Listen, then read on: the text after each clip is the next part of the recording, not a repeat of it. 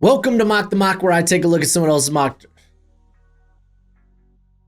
Welcome to Mock the Mock, where I take a look at someone else's mock draft, and I mock it, give you my views, thoughts, and opinions. I got a great one for you. We're going to be traveling over to ESPN, taking a look at Matt Miller and his mock draft. So without further ado, let's go ahead. Let's get into it. By the way, what's crack-a-lackin'? It's your boy Broshmo, just in case you did not know. So become a bro and subscribe. Leave this video a thumbs up if you enjoyed the content.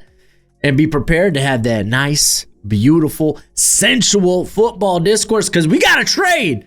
We got to trade right off the bat. So I think I saw in the title that there are two trades in this. So we got the New York Jets. Presumably, they're going to be moving up to take a quarterback. So they're going to be trading with the Titans. He's got the actual deal. So in this deal, the Jets would send both of their first round picks. So pick 4 and pick 28. Titans will get pick 28 along with a second rounder next year, which I imagine the price of the 2027 draft picks are going to be a hefty premium. I'm just going to say that. So this is going to be quarterback, and this is going to be Fernando Mendoza, quarterback out of Indiana. I think he's the bet-in favorite right now to go first overall. Hot on his heels is Ty Simpson. What the Jets would be getting is a prototypical looking quarterback at 6'5", 224, 25 pounds. Good arm. Has stepped up in some of the big moments this year. When facing adversity, coming from prior mistakes. You could go to Iowa, throws a pick. Next drive, leads the game winning, or the go-ahead score, I should say. Oregon, pick 6, leads a 90-yard touchdown drive that follows next. And then, of course, against Penn State, where didn't do much in the first 3 quarters and then had a legendary drive. That drive will be in the annals of Indiana football history. Pick 2. Oh, it's another trade. It's the Giants. So the Cleveland Browns are going to be trading it up for quarterback 2 in this class. In this deal, Cleveland would send pick 3 to the Giants to move up 1 spot. New York would also receive third-round picks in 2026 and 2027. Okay, so, I mean, yeah, I guess the Browns, they're moving up to block a team that can move up to 2 for quarterback, which makes me believe that both Ty Simpson and Dante Moore are in this draft. Because if you're going to say Dante Moore goes back to school and you're the Browns, you could just sit tight at pick 2 or pick 3, excuse me. So let's go ahead and find out. Browns are going to take Dante Moore, quarterback out of Oregon. So we're going to be on Ty Simpson watch to see where he goes. But Dante Moore, the guy that probably could use another year of seasoning. He's not going to be someone you want to start right away because he's got limited starting experience. This is his first full year as a starter. He had, I think, like 5 starts maybe his freshman year at UCLA. Didn't go well. And then he redshirted essentially last season behind Dylan Gabriel. So someone you're not going to be able to start, or at least you shouldn't, right off the bat. But he checks a lot of the boxes when it comes to what you want, what you expect in a potential franchise quarterback. Okay, let's go to pick 3. This will be the Giants. Francis Maui Noah. Oh, say less. I'm glad. I like me some Francis Maui Noah. It seems a lot of people have gone sour on him simply because I think cat's out of the bag. It sounds like the NFL views him as a guard, but not Matt Miller. I would give him a shot at tackle before I throw him into guard. And you could do that. You could throw him at right tackle here for the Giants. You're getting protection for Jackson Dart. I think I'd probably want to go with one of the wide receivers. That's where I would lean to. But hey, I like Maui Noah's getting a little bit of love. Pick 4, Tennessee Titans go with Jordan Tyson, wide receiver out of Arizona State. So briefly, let's go over these guys competing for wide receiver one. You have Jordan Tyson, who I think has the highest upside to be a top 10 wide receiver in the NFL among the other two. Thing is, he's been banged up a lot. You go to ACL injury his freshman year, broken collarbone last season, and then this year he's been dealing with a hamstring issue. Makai Lemon, I love me some Makai Lemon, but 5'11", 195 works a lot out of the slot.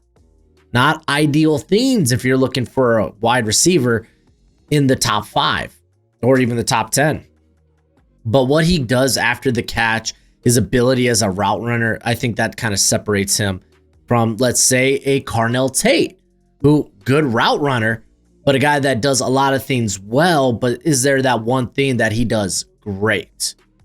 He's not, I don't think he's going to blow you away with his speed or his ability to create after the catch, his suddenness, but he's a polished route runner who honestly glides across the field if you let him just go deep. He had 3 plays of 40 plus yards versus Minnesota in one game, which is just nuts.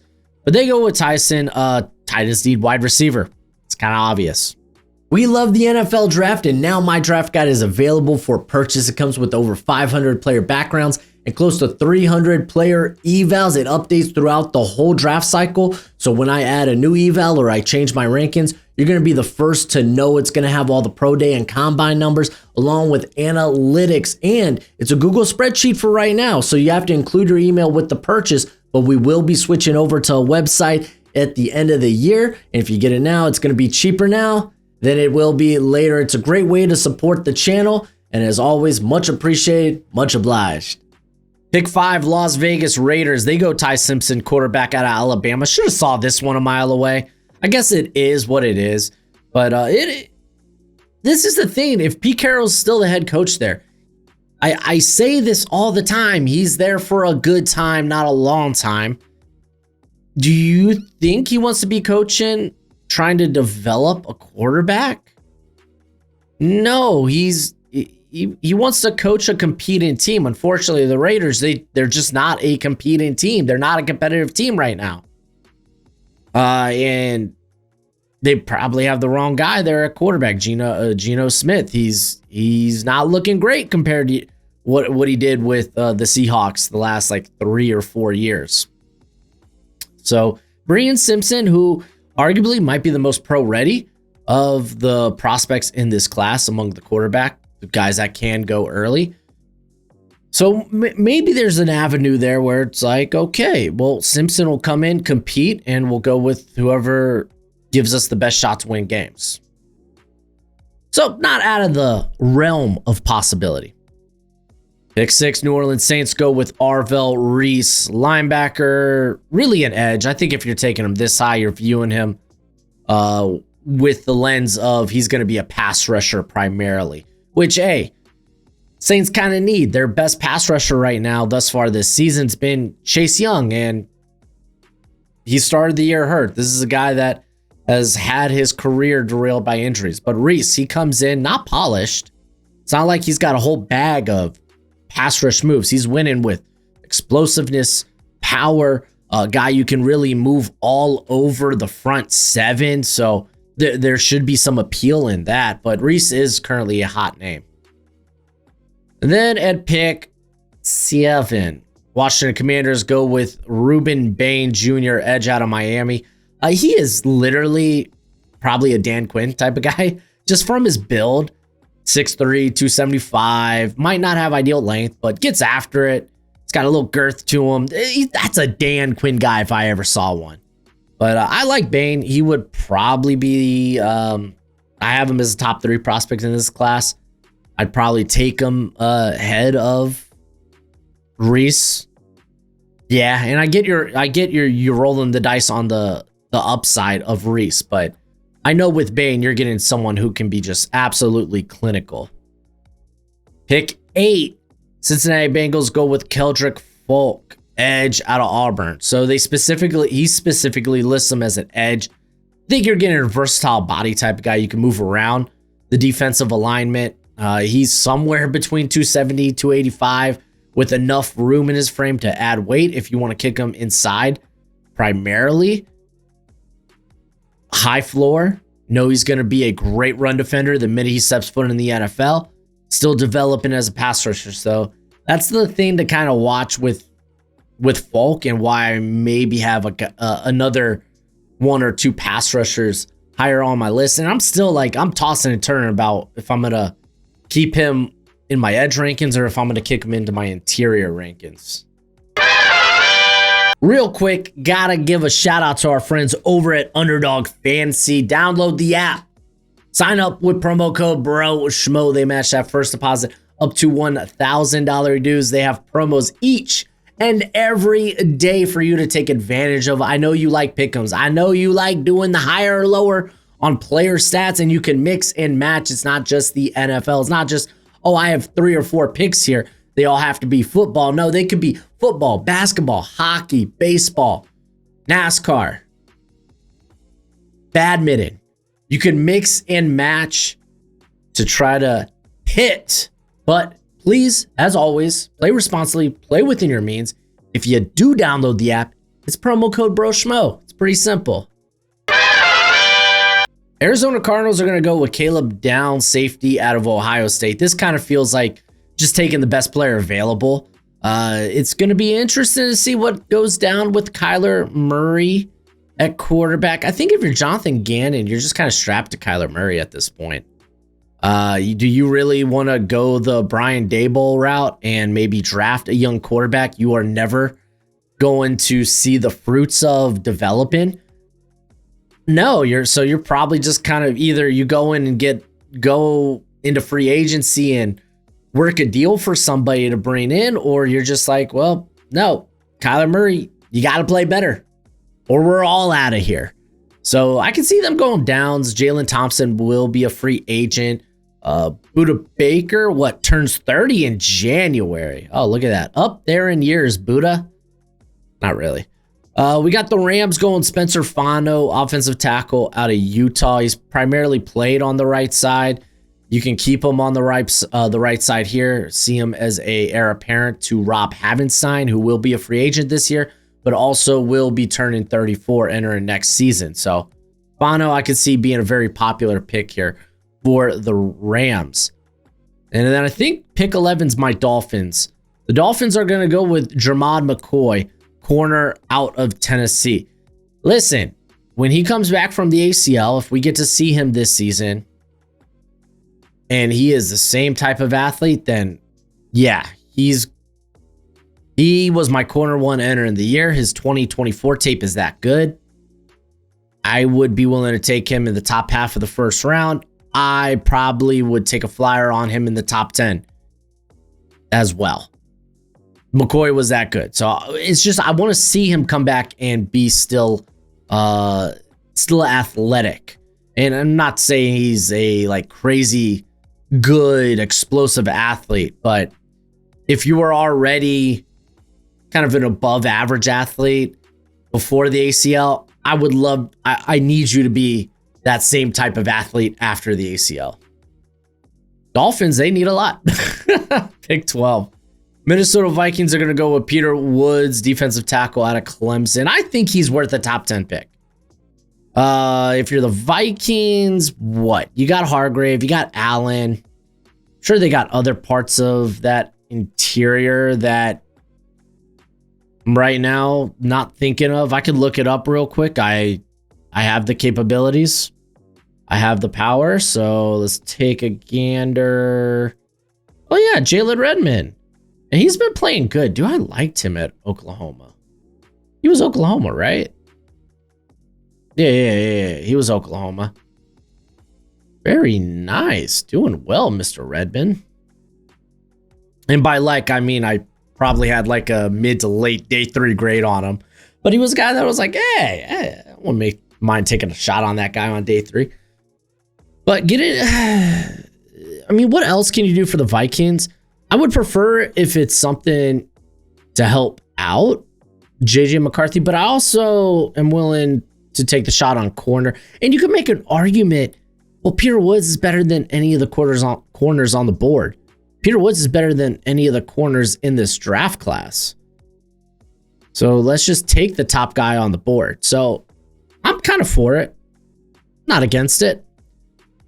Pick 13, Dallas Cowboys go with Jeremiah Love, running back out of Notre Dame. They would have to re-sign Javonte Williams. If they don't do that and they don't pursue a running one, because it's a good running back free agent class. If they don't pursue any of those running backs, then yeah, you could probably make a good case for Love being the pick here. Preferably defense. Pick 14, David Bailey going to the Baltimore Ravens. I think this is a great situation, a great scenario. Bailey's been wonderful this year. This is a team that needs to improve the pass rush. It just hasn't been what it once was. And what feels like a few seasons now. I mean, you go to last year and it was a team that got a lot of coverage sacks. And then this year, they've just kind of struggled. So David Bailey, you could argue he's the best pure pass rusher in this draft class. Pick 15. Look at that, guys. There's the thumbnail for you. Kenyon Sadiq going to the Kansas City Chiefs. I don't really need to talk too much about this one. It's kind of a fever dream, I would say. If Travis Kelce is really done, because he does hit free agency this year. He is up there in years as well. Like, how old is Kelce? He's got to be like 37, right? Yeah, he turns 30. He will be turning 37 next October. So, yeah, if you have, this is where most people are going to project, I think, Sadiq. That and maybe like the Bucks or Broncos, but then you're like, are those too late? Sadiq, should he be a top 20 pick?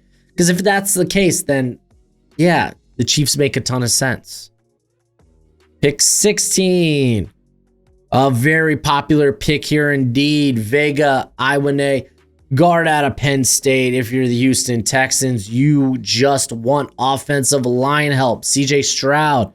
He's about to miss his third game with that concussion. You got to protect your franchise quarterback.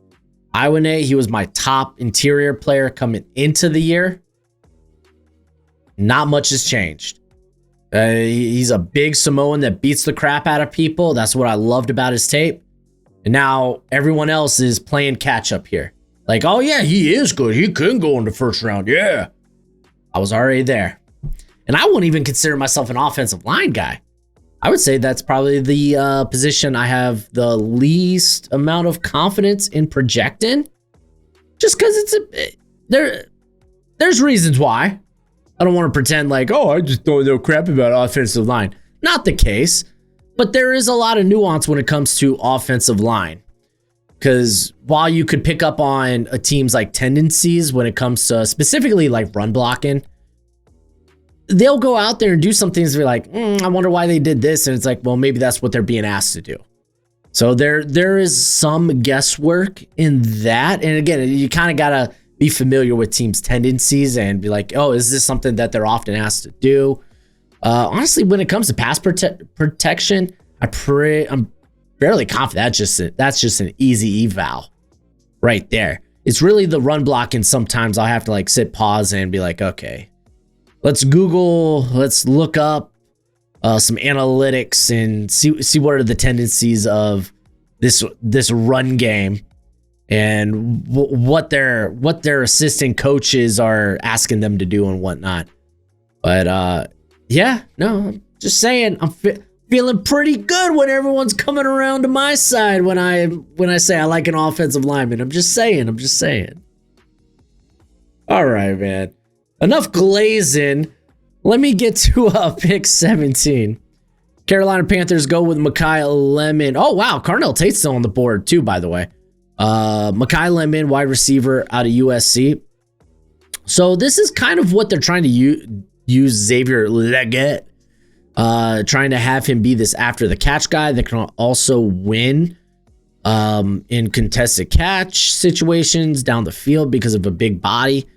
Mekhi Lemon is someone that can actually create after the catch. Like, he can make you miss. Xavier Leggett was always, he's big and he's fast and he can run away from you. Lemon could put you in an absolute blender. Top of that, phenomenal route runner.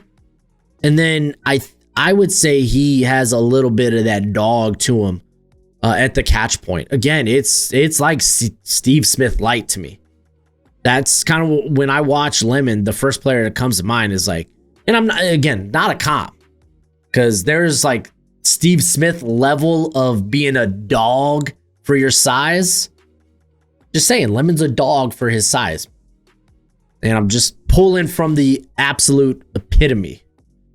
All right, 18. What do we got? Detroit Lions go with TJ Parker, edge out of Clemson. Yeah, that's fine. He checks a lot of boxes. I don't think there's that one thing he does at an elite level, but he just does a lot of things really well. He's a 3-down player. And if you're looking for a Robin, I think he could be the perfect Robin to Aiden Hutchinson, who is Bruce Wayne, aka Batman. Pick 19, Carnell Tate finally goes off the board. This would be quite the steal. And kind of perfectly what you're looking for. Someone who could win at all levels of the field, who's a very polished route runner, basically plug and play next to just the combination of speed and size that is DK Metcalf. So, yeah, I don't think Tate's available around here, but kind of the ideal fit. Pick 20, Cleveland Browns. They go Caleb Lomu, offensive tackle out of Utah. Offensive line is going to look radically different next year for the Browns. They got a lot of guys that are free agents. You look at the tackle position and be like, we should probably go out and address this because we're not confident with the guys who we currently have in place. You did just get your franchise signal caller in Dante Moore, who you don't have to start right off the bat. And then Lomu, someone you can develop for a year. And by develop, I mean get him out there. Expect him to look like a rookie. But take those lumps, take those bumps, and then going into year 2, Dante Moore, full-time starter, Caleb Lomu, year under his belt. Hopefully he looks good down the stretch of his rookie season and kind of does an Andrew Thomas. Lomu's also a candidate to return, I think, because I think he's got top 10 potential. Pick 21. Mansour Delane. Corner out of LSU going to the Tampa Bay Buccaneers. What is it? Oh my gosh, why am I blanking on his name? It's like one of my favorite corners in the league when healthy. Oh my gosh, I am legitimately blanking. I'm looking it up right now. Jamel Dean. Golly, why was I blanking? They restructured his deal, I think, last year, so he is hitting free agency.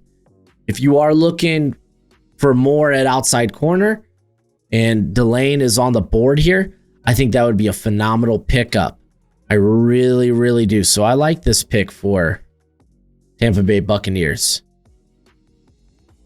Pick 22. The Chargers are going to go with Amari Washington, defensive tackle out of Oregon. He's big at like 6'3", 330 pounds, but he's also explosive. Yeah, there's some aspects he needs to polish off in his game, but if you're talking about just from a physical tools and an athletic standpoint, oh yeah, no, he is a first rounder through and through. You look at the offensive line or the defensive line, honestly, the trenches, the defensive tier and the offensive interior, and you kind of want to address those. They're going to have some free agents, honestly, on both sides, both at guard, center, defensive tackle. That, yeah, I'm just kind of in on this is going to be a trench pick. The question is, which trenches are they going to go with? Pick 23, you got Caden McDonald, defensive tackle out of Ohio State, going to the San Francisco 49ers. So they invested, I think, pretty heavily in defensive tackle last draft. You got Mikael Williams, Nick Bosa coming off big injuries. So going with an edge, I think, would make more sense than a defensive tackle. Uh, McDonald, already a phenomenal run defender. Can he click as a pass rusher? This is his first year actually getting like legitimate snaps outside of the rotation, like just being a starter. So maybe someone who will garner more hype in the offseason draft process, maybe can return. We'll see. Pick 24, Dallas Cowboys go with Damon Wilson II, edge out of Mizzou. Another guy that I think can return and probably can get himself into that top 20. To me, he's already a top 50 prospect, but get him into legitimate first round conversations.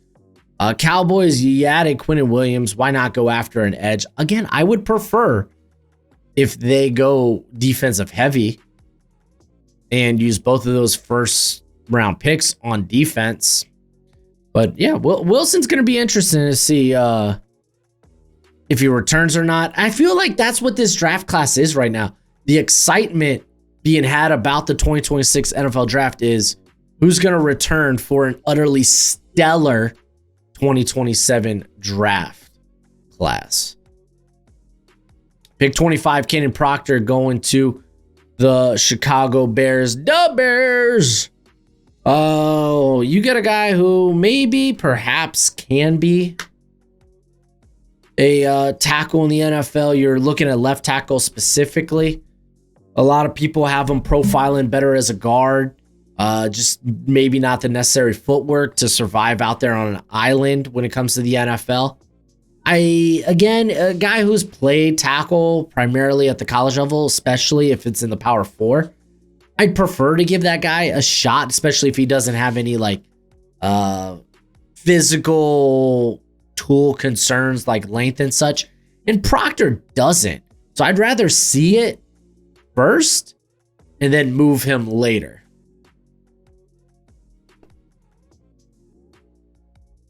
Denzel Boston, wide receiver out of Washington, going to the Buffalo Bills. So I think you're looking for a vertical target either way. Some people will make the case for KC Concepcion.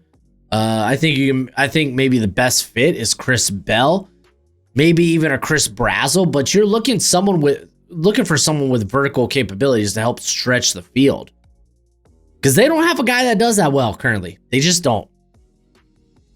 Pick 27, Brandon Cease, corner out of South Carolina, going to the Seattle Seahawks. I wonder if he mentions Cease's bad game against Texas Tech or Texas A&M.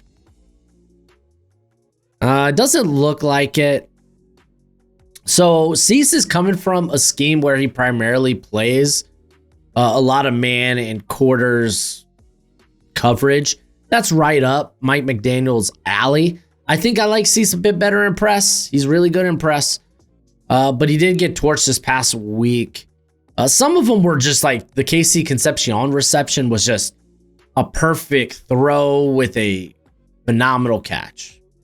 But yeah, athletically, man, whoa, Cease is a monster. Pick 28, Tennessee Titans go with Colton Hood, corner out of Tennessee, North Keith Avenue. I guess it is what it is. But the Titans, yeah, they're kind of, they're in the market of just taking positions of value in this class. Fill out less valuable positions via free agency. In the draft, take swings at positions of value. They desperately need a corner. No one's been playing well, and they've traded guys like Jarvis Brownlee and Roger McCreary. There we go. L'Jarius Sneed hasn't been good. He's been banged up too. I think he hit IR like a month or so ago. So yeah, corner kind of makes sense. They need a lot of things. Pick 29, Philadelphia Eagles are going to go with Jeremy Bernard, wide receiver out of Alabama. Some people have labeled him a bit of a gadget player. I don't think that's really the case. I think he's a good route runner for the most part. I think when we're talking about TJ Parker, I think Bernard is the Parker of the offense, where he does a lot of things well, but there's not that one trait or one characteristic in his game that he could really hang his hat on. He's just kind of good, if not great, at a lot of things. Just there's nothing elite to what he does. But you watch his tape and it's like, I just want that guy on my team. I just do.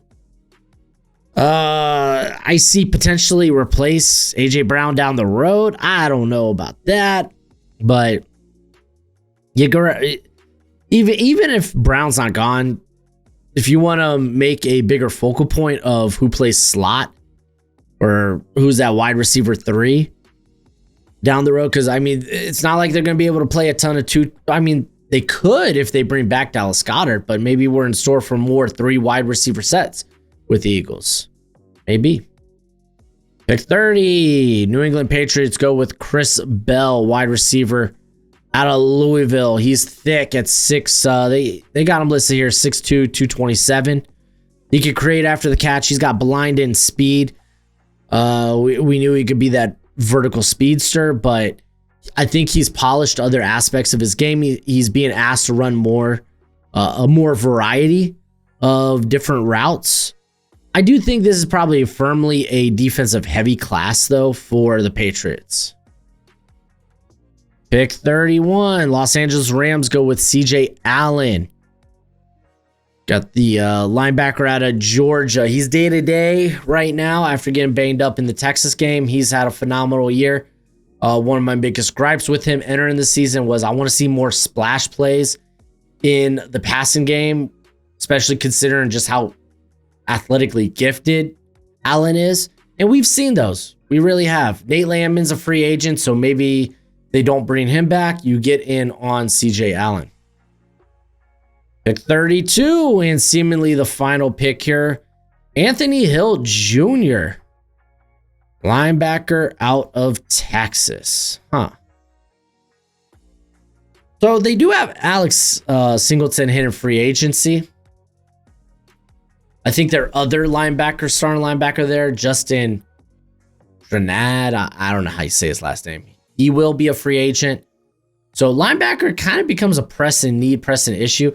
Kind of the right linebacker class to have to need a linebacker. Right draft class to need a linebacker, because this draft class is feeling deep. It's feeling rich at the linebacker position. But you go ahead. You let me know what you think about this mock draft in the comment section below. That's it for the video. Before you head out, hit that thumbs up, become a bro, and subscribe. And as always, until next time, be easy, my friends. Later.